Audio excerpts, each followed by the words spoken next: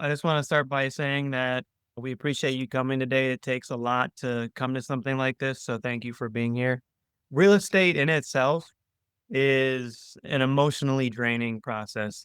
In a normal transaction on a buy side, there's all everything from the appraisal to the inspection to the title commitment and everything in between. And on the sales side, getting the most that you possibly can for your home.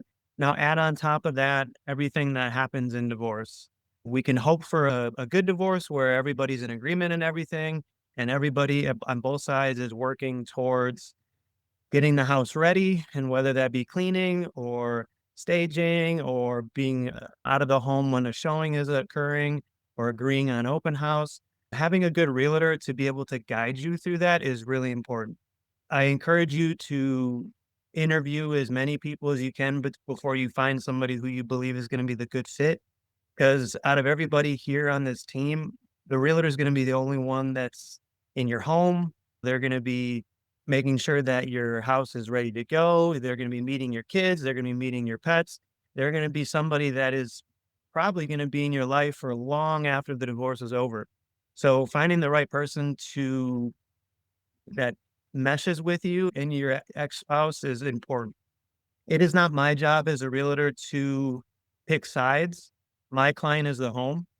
It's not to pass judgment on either side. It's not to try to get one up on the other. My job is to lead with compassion, empathy, and non-judgment. When you decide which realtor that you're going to pick, it's probably best that they actually have a strategy and it's not somebody that's just going to set the price high and hope and pray, but actually try to get that house sold for as quickly as possible and as quick as possible and for the highest amount that they can get. The strategy I use, I call sold in 65. The idea behind it is netting the most amount of money in the least amount of time with the least amount of headaches, preferably in the first weekend if everything aligns right. And we work together on agreeing on pricing and staging and inspection and marketing and all the things that are involved with selling a home. It is the most valuable asset in your life. Just like you would go to an attorney when you have an issue, you would probably want to go to a realtor when you have a real estate issue.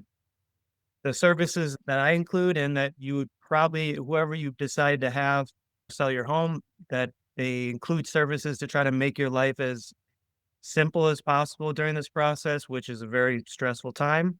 Things like paying for moving, paying for staging, paying for cleaning services, having vendors that they can come in and do remodeling if that's required to make it more appealing, having options where you can remodel the home and pay at closing so there's no upfront costs until the home sells.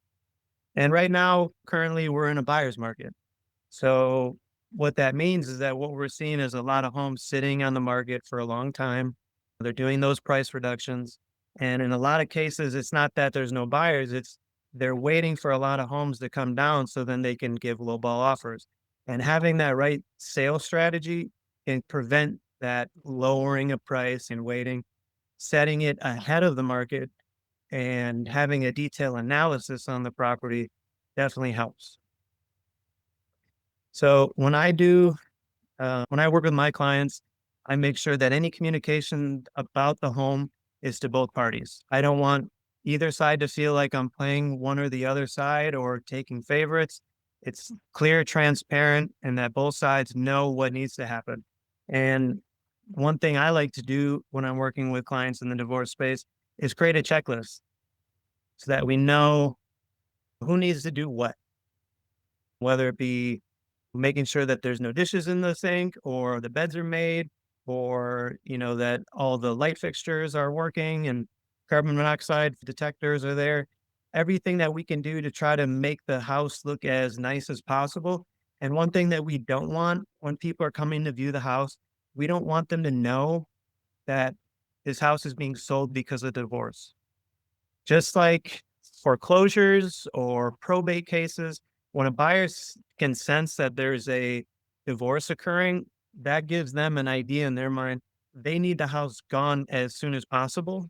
So I'm going to give them a lowball offer. Little things in staging can remove some of those ideas in the heads of the buyers, whether it be making sure that the house looks lived in on both sides and that there isn't a dispute. or that one person's not living in another room and they know that it's a husband and wife or a spouse and spouse living there. Transitioning to buying out, that's one option that in a divorce often happens, is that one spouse buys out the other. And when that happens, one person has to assume the loan, and that means that they have to be able to qualify for the home on their own. So whatever's left on the mortgage balance, oftentimes they'll have to pay the difference. And that can get expensive. And when that happens, we want to treat the home as if you're buying it for the first time. So I recommend getting an inspection. A lot of times you're going to get an appraisal anyway. You might have lived in the home for 10, 15, 20 years, and there's maintenance things that either were deferred or you just don't know about. And if you're going to assume the home from the spouse, you want to know what you're getting into. You want to know if there's any issues with HVAC, electrical, plumbing, roof, all that stuff. So that going into it, do I actually want to assume this, or do I want to? Do we want to both just sell it and then have the courts and attorneys determine who's getting what?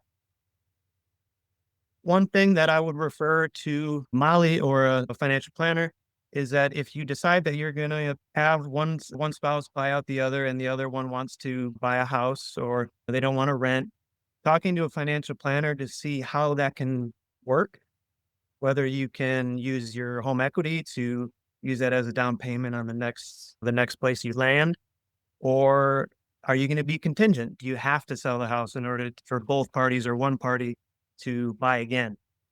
And using a financial planner and a lender, they'll be able to determine, okay, what does that look like? So I would definitely refer to Molly for that if we work together. Another option that people do, they don't want their friends and family and their neighbors to know that they're selling their house, because then usually they ask why.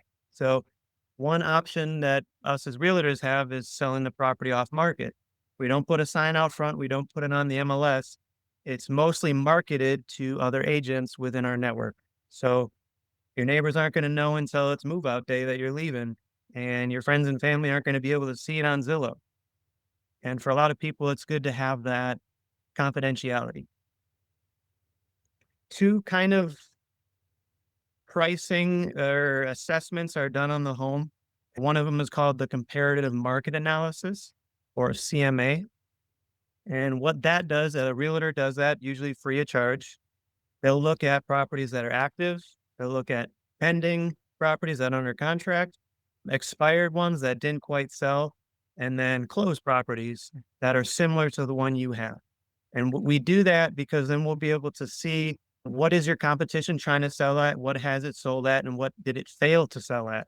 And being able to see all those pieces will give us a really good idea of how to fairly price your home to sell as quickly as possible. On the other side of it, if you plan on buying the other person out, more than likely the court or the attorney is going to recommend an appraisal. And an appraisal is a little different because they're only looking at similarly sold properties. They don't look at currently on the market or expireds. So that's something that they use to determine the value for the loan. And that's the number that you're then going to have to basically qualify for when you assume the property. Knowing the difference between those two is important because the appraisals only really come into play when there's a buyout. If the house is just going to get sold and divvied up amongst the parties, then you're going to do a CMA. Appraisal is usually between $300 to $500, depending on the size of the home. And a CMA is free. That's done by a real estate professional. Bringing in a realtor during the divorce can save you time, money, and headaches. In a lot of cases, people just say, I'll have the attorney do it. And no disrespect to Chris or Jessica, but sometimes attorneys just don't want to do it. And if they're not equipped to do it, they don't have some of the resources and the marketing and the sales and the time to set up the open house. So hiring someone to do that for you will take a lot of pressure off you during that, in the most stressful transaction of your life, with all of the things going on with the divorce. When prepping the home to maximize the value, we have to stage the house so that people don't know that there's these things going on, and the real estate professional will be able to help you with that. A lot of times We have an eye for what's selling and what's looking good based on the other comps and all the other properties that are on the market. And just having your finger on the pulse as a professional will help to be able to maximize the amount that you're getting for the sale. And then finally, I just encourage that if the sale of the property has to happen, that you interview as many, and I said it before, interview as many people as you feel is comfortable till you find the right fit. Because again, myself or somebody else is going to be in your home. We're going to see your laundry. We're going to see everything going on in the home. And our job isn't to pass judgment on the aspects and the dimensions of the divorce or the living situation or anything like that. Our job is to make sure we're getting the most amount of money in the least amount of time with the least amount of headaches. Thank you. Thank you so much, Ethan. I always enjoyed talking real estate with you. I'm also an agent in Massachusetts, so sometimes we talk shop. But I do think that what you said is important, right? Because we all know a realtor. But what is different in the case of a divorce is that tensions are high, emotions are running high. And somebody who has a specialty in divorce real estate, you're able to come in and keep like the temperature down and be able to focus on the house. And that's really your client while keeping the communication between both parties consistent and you're saying the same thing to both spouses. You're not having one conversation with one and something different with the other. And I think that's also really important. Plus, do you really want like Uncle Joey or cousin Barbara like in the middle of your doors? And one thing I will add is, like you said, everybody knows a realtor. Everybody's brother, cousin, uncle, neighbor, friend is a realtor. And I'll just say, whoever you choose and whoever you interview, you got to think if they're not delivering on the promise and they're dragging their feet and there's somebody that just isn't working out and you have to fire them, are you prepared to fire your uncle? Are you prepared to fire your friend? And maybe in a normal transaction that might work because the tensions aren't high or as high, but you gotta think about that is if they're not delivering on the promise, are you prepared to fire someone in your family? Yeah. Yeah. Thank you so much. All right, Thank you. Molly, take it away.